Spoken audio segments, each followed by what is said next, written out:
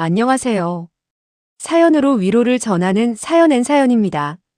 오늘 들려드릴 이야기는 겉으로 보기에는 아무 문제도 없어 보였던 결혼이 한 사람을 얼마나 깊은 외로움 속으로 몰아넣을 수 있는지에 대한 사연입니다. 하지만 이 이야기는 슬픔으로만 끝나지 않습니다. 모든 것을 잃었다고 생각했던 한 여성이 진심으로 자신을 아껴주는 사람들과 새로운 가족을 만나 다시 행복을 되찾는 이야기이기도 합니다. 그럼 지금부터 사연을 시작하겠습니다. 안녕하세요. 저는 30살에 결혼했다가 31살에 이혼한 여자입니다. 제 이야기를 들으면 많은 분들이 아마 바람이라도 났냐, 폭력을 당했냐고 생각하실지도 모르겠습니다. 하지만 제 이혼 사유는 조금 달랐어요. 남편은 돈도 잘 벌었고 성실했고 술에 취해 행패를 부리는 사람도 아니었고 여자 문제도 없었습니다. 그래서 이혼을 결심했을 때 주변에서는 하나같이 제가 이상한 사람이라는 듯 바라봤어요. 그렇게 괜찮은 남자를 두고 왜 이혼을 하느냐는 말을 수도 없이 들었습니다. 하지만 저는 단 하루도 행복하지 않았습니다. 사람은 욕을 먹거나 맞아야만 힘든 것이 아니라 매일 투명인간처럼 살아도 충분히 무너질 수 있다는 걸 그 결혼 생활을 하면서 처음 알게 되었어요. 저는 30살에 4살 연상의 남자와 결혼했습니다. 남편은 지방에서 직장을 다니고 있었고 양가 부모님도 서로를 너무 마음에 들어 하셨습니다. 특히 저희 엄마는 저보다 더 좋아하셨어요. 저렇게 성실하고 돈도 잘 버는 사람을 어디서 또 만나겠냐며 저를 설득하셨고 저 역시 평범하지만 따뜻한 가정을 꾸릴 수 있을 거라고 믿었습니다. 결혼을 준비하면서 제가 가장 고민했던 건 직장이었습니다. 서울에서 나름 안정적으로 다니던 회사를 그만둬야 했기 때문이에요. 하지만 엄마는 남편이 돈을 잘 버는데 굳이 맞벌이를 할 필요가 있겠냐며 아이도 낳고 가정을 돌보면서 살면 된다고 하셨습니다. 저도 그 말을 믿었습니다. 사랑하는 사람만 곁에 있다면 어디에서든 행복하게 살 수 있을 거라고 생각했거든요. 그렇게 저는 가족도 친구도 직장도 모두 내려놓고 아무 연고도 없는 지방으로 내려갔습니다. 처음 집에 들어갔던 날을 아직도 잊지 못합니다. 낯설지만 이제부터 우리 둘의 보금자리가 될 공간이라고 생각하니 설레기도 했어요. 처음 며칠은 집을 꾸미고 필요한 물건을 사러 다니며 행복한 신혼을 꿈꿨습니다. 하지만 그 설렘은 오래가지 않았습니다. 남편은 퇴근만 하면 집 밖으로 나가기 시작했습니다. 오늘은 회사 사람들과 술을 마신다고 했고, 내일은 친구들과 축구를 한다고 했고, 주말에는 게임을 하러 간다고 했습니다. 겨우 집에 들어오는 날도 달라지는 건 없었어요. 씻고 밥을 먹으면 컴퓨터 앞에 앉아 새벽까지 게임만 했습니다. 저는 하루 종일 아무 말도 하지 못한 채 남편만 기다렸기 때문에 얼굴이라도 마주보고 이야기를 나누고 싶었습니다. 오늘 하루 어땠는지, 내일은 뭐 먹고 싶은지, 쉬는 날에는 어디라도 같이 가자는 평범한 대화를 하고 싶었어요. 하지만 제가 말을 꺼낼 때마다 돌아오는 건 한숨과 짜증뿐이었습니다. 퇴근해서 이제 좀 쉬려고 하는데 꼭 말을 해야 하냐는 식으로 핀잔을 주더라고요. 처음에는 제가 타이밍을 잘못 잡았나 싶었습니다. 그래서 식사할 때도 기다려보고 게임이 끝날 때까지 기다려도 봤습니다. 하지만 결과는 똑같았습니다. 남편은 저와 대화하는 것보다 휴대전화나 게임 화면을 보는 시간이 훨씬 길었습니다. 낯선 지방에서 제 세상은 남편 한 사람이 전부였습니다. 친구도 없고 가족도 없고 갈 곳도 없었습니다. 아침에 남편을 출근시키고 나면 텅 빈 집에 혼자 남아 저녁이 되기만 기다리는 생활이 반복됐어요. 창밖을 바라보다가 시간을 보내고 TV를 켜놔도 집중이 되지 않았습니다. 서울에 있는 친구들에게 연락을 해도 모두 직장 생활로 바빴고 엄마에게 자주 전화하면 괜히 걱정만 끼칠 것 같아 참았습니다. 가끔 장을 보러 마트에 가면 손을 잡고 장을 보는 부부들이 눈에 들어왔습니다. 카트를 함께 밀면서 저녁 메뉴를 고르는 모습, 계산을 기다리며 웃으며 이야기를 나누는 모습이 그렇게 부러울 수가 없었습니다. 공원을 지나갈 때면 아이를 안고 산책하는 부부를 보면서 저도 저런 평범한 일상을 꿈꿨는데 왜 제 현실은 이렇게 다른 걸까 하는 생각이 들었습니다.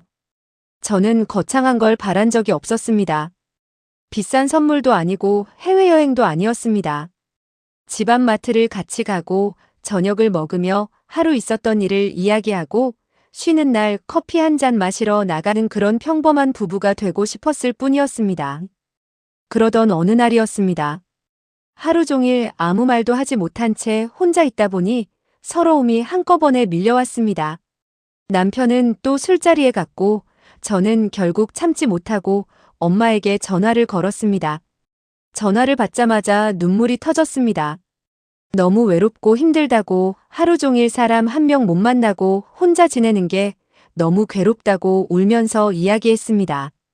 저는 엄마만큼은 제 마음을 이해해 주실 거라고 믿었습니다. 하지만 돌아온 말은 제 예상과 전혀 달랐습니다. 엄마는 남편이 돈 잘 벌고 성실하고 여자 문제도 없는데 그 정도도 이해 못하냐고 하셨습니다. 남자는 원래 그런 경우도 많다면서 제가 너무 철이 없는 거라고 하셨습니다.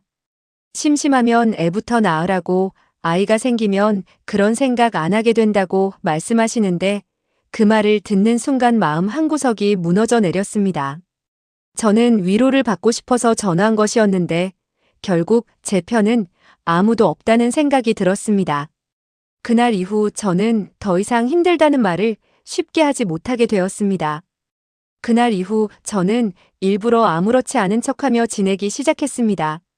엄마에게도 괜찮다고 말했고 친구들에게도 잘 지낸다고 거짓말을 했습니다. 괜히 힘들다고 이야기해봤자 결국 제가 예민한 사람이 되는 것 같았고 결혼 생활이라는 건 원래 다 참고 사는 거라는 말을 또 듣게 될 것 같았기 때문입니다. 그래도 마음 한편에는 작은 기대가 남아 있었습니다. 시간이 조금 지나면 남편도 달라질 거라고, 신혼생활에 적응하면 자연스럽게 저를 더 챙겨주게 될 거라고 스스로를 달랬습니다. 하지만 그런 기대는 시간이 지날수록 조금씩 산산조각이 났습니다. 남편은 여전히 퇴근하면 집보다 밖이 먼저였습니다. 회사 사람들과 술을 마시는 날이 아니면 친구들과 축구를 하러 나갔고, 그것도 아니면 게임을 하러 갔습니다. 집에 일찍 들어오는 날이 오히려 더 드물 정도였습니다. 겨우 집에 들어와도 저를 보는 시간이 아니라 컴퓨터를 보는 시간이 더 길었습니다. 저녁을 먹고 나면 자연스럽게 게임을 켰고 헤드셋을 쓰는 순간 저는 또다시 혼자가 되었습니다. 같은 공간에 있는데도 남편은 너무 멀리 있는 사람처럼 느껴졌습니다. 저는 혹시 제가 부족해서 그런 건 아닐까 하는 생각까지 하기 시작했습니다. 혹시 집이 마음에 들지 않는 걸까 싶어 하루 종일 청소를 했고 남편이 좋아하는 반찬을 인터넷으로 찾아가며 만들었습니다. 퇴근 시간에 맞춰 따뜻하게 밥을 차려놓고 기다렸고 쉬는 날에는 같이 드라이브라도 가자고 조심스럽게 말을 꺼내기도 했습니다. 하지만 돌아오는 대답은 늘 비슷했습니다. 피곤하다. 귀찮다. 다음에 가자. 오늘은 쉬고 싶다. 그 다음은 없었습니다. 어느 순간부터는 거절당하는 것도 무서워져서 아무 말도 하지 않게 되더라고요. 집안에는 사람 둘이 살고 있었지만 대화는 거의 없었습니다. 아침에는 출근하느라 바빴고 저녁에는 게임을 하느라 바빴습니다. 하루 동안 서로 나눈 말이라고는 밥 먹었냐, 잘게 정도가 전부였습니다. 그러던 어느 날 문득 달력을 보니 결혼한 지 벌써 반년이 넘었다는 걸 알게 됐습니다. 그 긴 시간 동안 남편과 제대로 데이트를 한 번도 하지 않았다는 사실을 깨닫는 순간 눈물이 핑 돌았습니다. 결혼하기 전에는 그렇게 자주 만나자고 하던 사람이 결혼하고 나니 저와 함께 있는 시간은 너무나도 아까워하는 것처럼 느껴졌습니다. 그날 저녁에도 남편은 게임을 하고 있었습니다. 저는 용기를 내서 조용히 남편 앞에 앉았습니다. 그리고 처음으로 참아왔던 이야기를 모두 꺼냈습니다. 제가 원하는 건 비싼 선물도 아니고 큰 집도 아니라고, 같이 밥 먹고 이야기하고 장도 보고 가끔 산책도 하는 평범한 부부가 되고 싶을 뿐이라고 말했습니다. 그리고 아무도 없는 이 낯선 지방까지 저를 데려와 놓고 하루 종일 혼자 있게 만드는 건 너무 잔인한 일 아니냐고 울면서 이야기했습니다. 지금의 저는 남편만 바라보고 사는데 정작 남편은 저를 투명인간처럼 대하는 것 같다고 했습니다. 길에서 지나가는 강아지만도 못한 존재가 된 것 같아서 너무 비참하다고 제발 예전처럼 조금만 저를 바라봐 달라고 눈물을 흘리며 매달렸습니다. 그런데 남편은 한참 동안 아무 말 없이 저를 바라보더니 너무나도 담담한 표정으로 이해가 안 된다고 했습니다. 자기는 먹고 살기 위해 열심히 일하고 있고 친구도 만나고 취미 생활도 하는데 도대체 무엇이 그렇게 큰 잘못인지 모르겠다고 했습니다. 그리고 제 인생을 완전히 뒤흔드는 말을 너무도 쉽게 꺼냈습니다. 그렇게 힘들면 그냥 이혼하자는 것이었습니다. 순간 귀를 의심했습니다. 저는 관계를 회복하기 위해 울면서 이야기하고 있었는데 남편은 그 대화를 끝내기 위해 이혼이라는 단어를 선택한 것이었습니다. 그 순간 깨달았습니다. 이 사람은 저와 행복하게 살아갈 방법을 찾고 싶은 사람이 아니라 제가 힘들어하는 이유조차 알고 싶어 하지 않는 사람이었다는 걸 말입니다.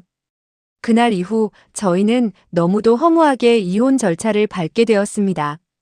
결혼은 수많은 사람들의 축복 속에서 시작했는데 끝은 믿기지 않을 만큼 조용했습니다. 짐을 정리하면서 집안을 둘러보는데 처음 이 집에 들어오던 날이 떠올랐습니다. 행복할 줄만 알았던 공간이었는데 결국 저에게는 세상에서 가장 외로운 감옥 같은 곳이 되어버렸습니다. 저는 캐리어 하나를 끌고 다시 서울로 올라왔습니다. 처음 서울역에 도착했을 때 수많은 사람들이 제 옆을 지나가고 있었지만 이상하게도 저는 세상에서 가장 혼자인 사람처럼 느껴졌습니다. 서울로 올라온 뒤 가장 먼저 한 일은 다시 취업하는 것이었습니다. 다행히 예전에 다니던 업계에서 경력을 인정받아 생각보다 빨리 직장을 구할 수 있었습니다. 출근을 시작하니 하루가 바쁘게 흘러갔고 처음에는 이제야 다시 제 삶을 되찾는 것 같다는 생각도 들었습니다. 하지만 사람은 바쁘다고 해서 상처가 사라지는 건 아니더라고요. 낮에는 정신없이 일하다가도 퇴근해서 집 문을 열고 들어가는 순간 불이 꺼진 집안의 적막함이 저를 그대로 덮쳤습니다. 아무에게도 오늘 있었던 일을 이야기할 사람이 없었고 맛있는 음식을 먹어도 함께 웃을 사람이 없었습니다. 이혼만 하면 행복해질 줄 알았습니다. 최소한 외롭지는 않을 줄 알았습니다. 그런데 막상 혼자가 되어보니 결혼 생활에서 느꼈던 외로움과는 또 다른 외로움이 저를 따라다니고 있었습니다. 시간이 해결해 줄 거라는 말도 많이 들었습니다. 하지만 계절이 한 번 바뀌고 두 번 바뀌어도 제 마음은 좀처럼 나아지지 않았습니다. 무엇보다 저를 가장 힘들게 했던 건 사람들의 시선이었습니다. 엄마는 여전히 제 선택을 이해하지 못하셨습니다. 남편이 바람을 피운 것도 아니고 폭력을 쓴 것도 아니고 돈을 안 벌어온 것도 아닌데 그런 이유로 이혼하는 사람이 어디 있냐고 하셨습니다. 조금 외롭다고 가정을 깨버린 건 너무 이기적인 행동이었다며 저를 나무라셨습니다. 그 말을 들을 때마다 저는 아무 말도 할 수 없었습니다. 엄마 입장에서는 정말 그렇게 생각하실 수도 있다는 걸 알았지만 저는 하루하루가 얼마나 무너지고 있었는지를 설명할 방법이 없었습니다. 가장 친했던 친구의 말도 저를 깊이 상처 입혔습니다. 친구는 결혼하면 누구나 연애 때처럼 뜨겁지는 않다고 했습니다. 시간이 지나면 편안한 사이가 되는 게 당연한 거고 말수가 적은 남자면 오히려 사고 칠 일도 없는 거 아니냐며 아무 잘못도 하지 않은 남편이 오히려 불쌍하다고 이야기했습니다. 순간 숨이 턱 막혔습니다. 제 이야기를 가장 잘 이해해줄 거라고 믿었던 친구마저도 제 편이 아니었습니다. 그날 집으로 돌아오는 길에 문득 이런 생각이 들었습니다. 혹시 정말 문제가 저에게 있는 걸까? 남들은 다 참고 사는 일을 나만 견디지 못했던 걸까? 조금만 더 참았으면 지금도 결혼 생활을 하고 있었을까? 그 생각은 시간이 갈수록 저를 더 괴롭혔습니다. 설상가상으로 전 남편은 이혼한 지 얼마 지나지 않아 새로운 가정을 꾸렸다는 소식까지 들려왔습니다. 지인을 통해 우연히 사진을 보게 되었는데 환하게 웃고 있는 전 남편의 모습이 눈에 들어왔습니다. 그 모습을 보는 순간 제 마음은 또 한 번 무너졌습니다. 저 사람은 저 없이도 너무 잘 사는데 왜 나만 과거에 묶여 있는 걸까? 혹시 정말 내가 문제였던 건 아닐까? 그때부터는 누군가를 새롭게 만나는 것조차 두려워졌습니다. 혹시 또 내가 부족해서 버림받게 되면 어떡하지? 혹시 또 누군가에게 짐이 되면 어떡하지? 이혼한 여자라는 꼬리표도 제 스스로 너무 크게 느껴졌습니다. 누군가가 저를 마음에 들어 한다고 해도 그 사람이 제 과거를 알게 되는 순간 떠나갈 것 같았습니다. 그래서 일부러 사람을 만나지 않았습니다. 소개팅도 모두 거절했고 주말에는 집에서만 시간을 보내는 날이 많아졌습니다. 그러다 유일하게 제 마음이 조금 편해지는 곳이 하나 생겼습니다. 회사 근처에 있는 작은 술집이었습니다. 퇴근하고 집으로 바로 들어가기 싫은 날이면 그곳에 들러 혼자 조용히 술 한 잔을 마시곤 했습니다. 시끌벅적한 술집도 아니었고 단골들이 조용히 밥을 먹고 술을 마시는 작은 가게였습니다. 처음에는 그저 혼자 있기 싫어서 들렀던 곳이었습니다. 그런데 어느 날 사장님이 웃으며 오늘도 혼자 오셨냐고 반갑게 인사를 건네셨습니다.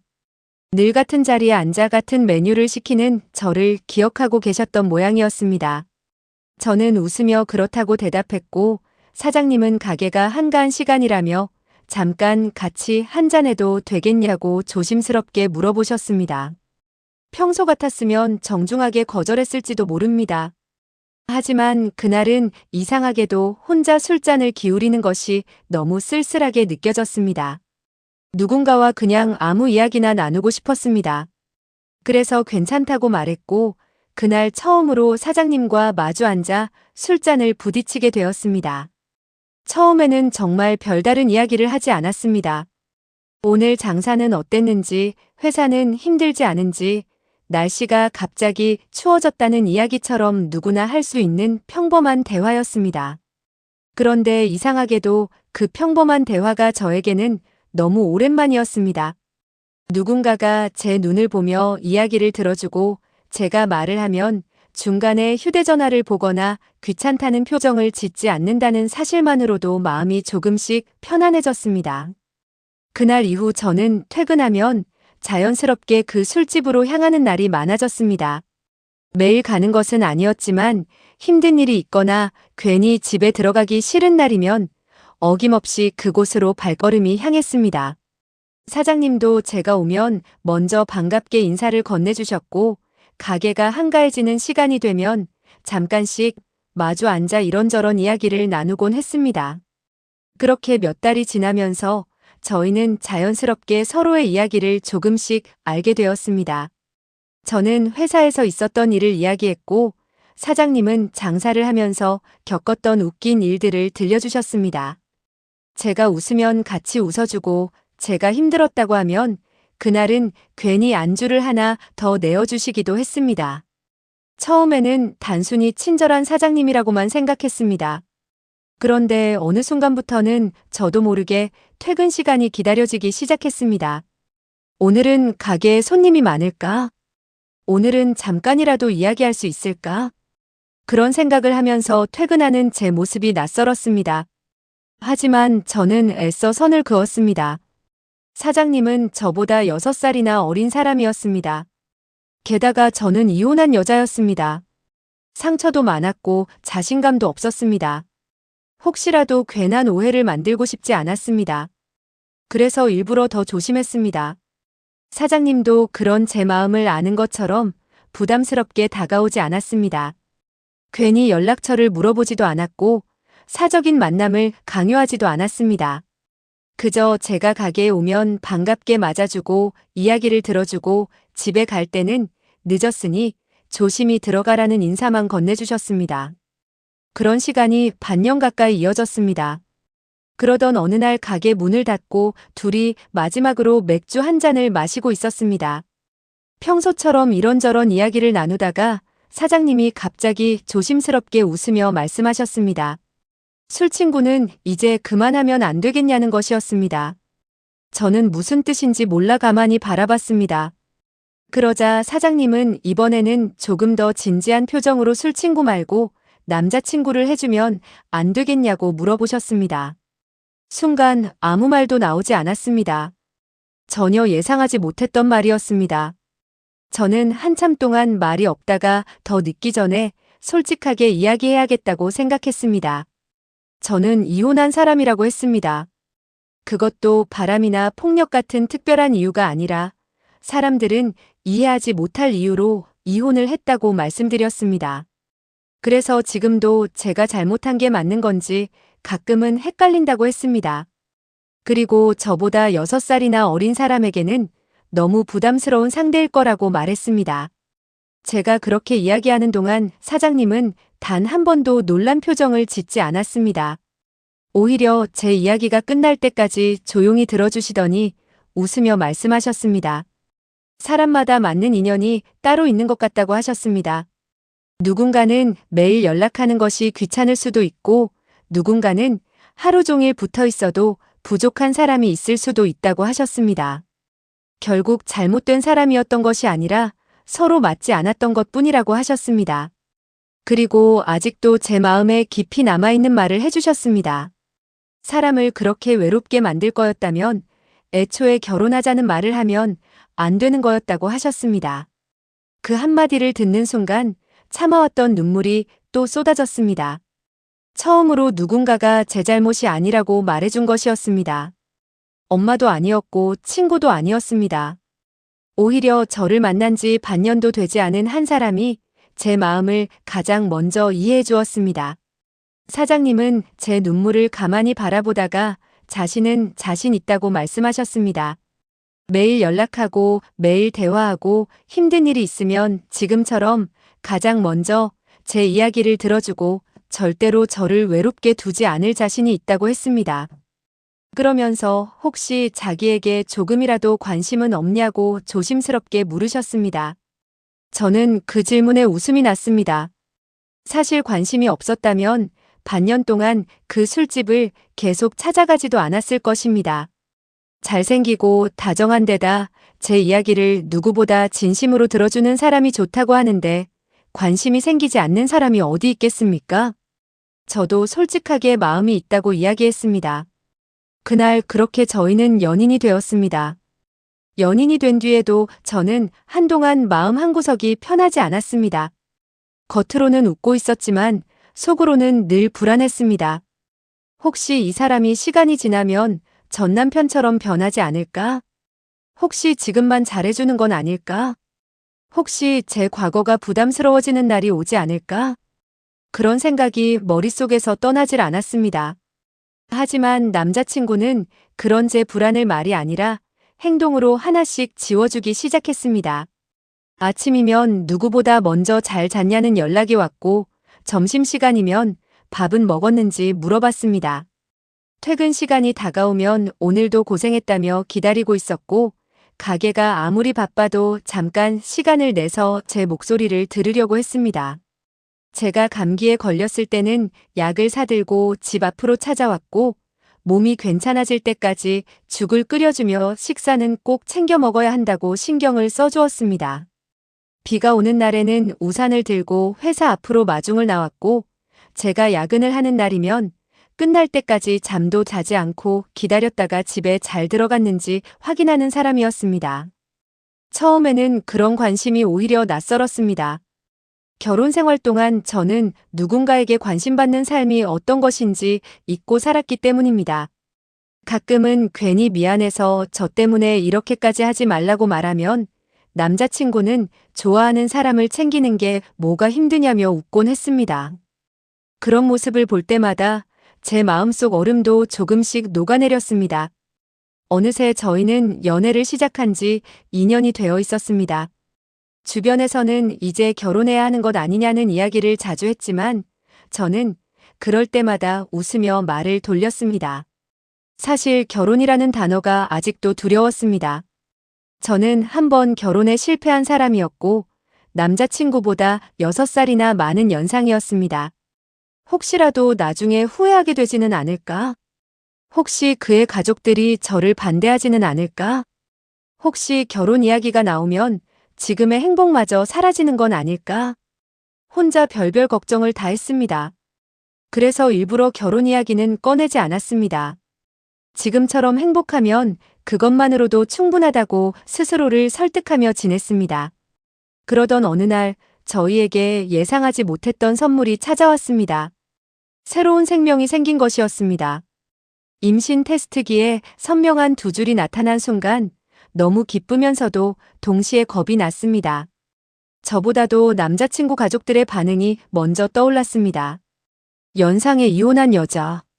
거기에 결혼도 하기 전에 아이까지 생겼다는 사실을 과연 받아들여 주실까? 수많은 걱정이 머릿속을 스쳐 지나갔습니다.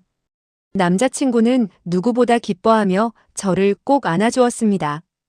걱정하지 말라고, 이제부터는 혼자 고민하지 말라고 말해주었지만 제 불안은 쉽게 사라지지 않았습니다. 며칠 뒤 저는 남자친구 가게에 들러 일을 하는 모습을 보고 있었습니다. 점심시간이 조금 지난 시간이었는데 갑자기 여성 4분이 환한 얼굴로 가게 안으로 들어왔습니다. 처음에는 단골 손님인 줄 알았습니다. 그런데 그분들이 저를 보더니 웃으며 다가와 혹시 우리 동생 여자친구 맞으시냐고 물으셨습니다. 순간 저는 얼어붙었습니다. 남자친구에게 누나가 있다는 이야기는 들었지만 4분이나 된다는 건 처음 알았습니다. 남자친구는 원래 가족 이야기를 많이 하지 않는 사람이었고 저도 굳이 자세히 묻지 않았기 때문에 그날 처음 4분을 한자리에서 보게 된 것이었습니다. 갑자기 심장이 너무 빨리 뛰기 시작했습니다. 이제 시작이구나. 드디어 가장 두려웠던 순간이 왔다는 생각뿐이었습니다. 저는 떨리는 목소리로 먼저 입을 열었습니다. 제가 남자친구보다 6살이나 많고 한 번 결혼했다가 이혼한 사람이라고 솔직하게 말씀드렸습니다. 그래서 결혼까지는 생각하지 않았고 혹시 아이를 낳게 되더라도 혼자 책임질 생각까지 했었다는 말도 조심스럽게 털어놓았습니다. 괜히 나중에 숨겼다는 이야기를 듣고 싶지 않았습니다. 차라리 처음부터 모든 걸 이야기하고 거절당하는 편이 낫다고 생각했습니다. 그런데 제가 예상했던 반응은 단 하나도 나오지 않았습니다. 오히려 4분 모두 동시에 놀란 표정을 지으셨습니다. 하지만 그 놀람은 제가 두려워했던 차가운 시선이 아니었습니다. 한 분이 급하게 남자친구를 바라보며 왜 이제야 소개를 시켜주는 거냐고 웃으며 타박을 하셨고 다른 분은 정말 조카가 생긴 거냐며 두 손을 마주 잡고 기뻐하셨습니다. 순간 저는 상황을 이해하지 못했습니다. 분명 저는 제 과거를 이야기했고 나이 차이까지 솔직하게 말씀드렸습니다. 그런데 그분들은 그 사실보다 새로운 가족이 생겼다는 사실을 더 기뻐하고 계셨습니다. 남자친구는 조금 머쓱한 표정으로 웃으며 원래는 정식으로 인사부터 시키려고 했다고 했습니다. 괜히 처음부터 나이 이야기나 이혼 이야기를 하면 선입견부터 생길까봐 차마 먼저 말을 꺼내지 못했다고 했습니다. 그러면서 자신이 먼저 좋아했고 자신이 먼저 결혼하고 싶은 사람이라고 오래전부터 가족들에게 이야기해 왔다고 말했습니다. 그 말을 듣는 순간 또 한 번 눈물이 왈칵 쏟아졌습니다. 저는 그동안 제 과거를 숨겨야 하는 흠처럼 여기며 살아왔습니다. 누군가에게 사랑을 받아도 언젠가는 이혼한 여자라는 이유로 버림받을 거라고 생각했습니다.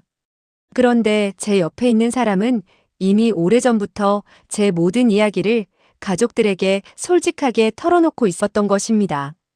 그때 큰 누나로 보이시는 분이 제 앞으로 다가오셨습니다. 그리고 아무 말 없이 저를 꼭 안아주셨습니다. 따뜻한 품에 안기는 순간 참았던 감정이 한꺼번에 터져 나왔습니다. 저는 아이처럼 엉엉 울기 시작했습니다. 큰 누나는 제 등을 토닥여 주시며 너무 축하한다고 말씀하셨습니다. 그리고 조카를 품게 해주셔서 오히려 고맙다고 하셨습니다. 얼른 가족이 되었으면 좋겠다는 말까지 덧붙이셨습니다. 저는 울면서도 계속 죄송하다는 말만 반복했습니다. 하지만 큰 누나는 제 얼굴을 바라보며 왜 자꾸 죄송하다고 하냐고 하셨습니다. 이혼이 무슨 죄도 아닌데 왜 죄인처럼 살고 있느냐고 지난 시간이 힘들었다면 이제는 그만 자신을 괴롭히라고 말씀해 주셨습니다. 그 한마디가 제 마음속 깊은 곳을 울렸습니다. 엄마도 친구도 해주지 않았던 말을 처음 만난 사람이 해주고 있었습니다. 그날 네 분의 시누이들은 가게 문을 조금 일찍 닫게 하더니 오늘은 꼭 집에 같이 가야 한다고 하셨습니다. 저는 너무 갑작스러운 상황이라 괜찮다고 몇 번이나 말씀드렸지만 이미 네 분은 제 손을 잡고 차에 태우고 계셨습니다. 그렇게 저는 예상하지도 못했던 첫 시댁 방문을 하게 되었습니다. 차 안에서도 시누이들은 끊임없이 제 긴장을 풀어주려고 애쓰셨습니다. 입덧은 괜찮은지, 먹고 싶은 건 없는지, 동생이 혹시 서운하게 한 건 없는지 하나하나 물어봐 주셨습니다. 저는 그 따뜻한 분위기가 아직도 믿기지 않았습니다. 솔직히 시댁이라는 단어만 들어도 긴장부터 했던 사람이었습니다. 첫 번째 결혼에서는 시댁에 잘 보이려고 늘 애쓰고 눈치를 보며 살았기 때문입니다. 그런데 이번에는 제가 아무것도 하지 않아도 먼저 손을 잡아주고 웃어주는 사람들이 제 옆에 있었습니다. 잠시 후 도착한 집에서 시어머니를 처음 뵙게 되었습니다. 현관문이 열리자마자 시어머니는 저를 보며 환하게 웃으셨습니다. 처음 뵙는 자리였지만 낯설다는 느낌보다 오래전부터 알고 지낸 사람을 만난 것처럼 따뜻한 눈빛으로 맞아주셨습니다. 시어머니는 제 손을 꼭 잡으시더니 아들에게 이야기를 정말 많이 들었다고 하셨습니다.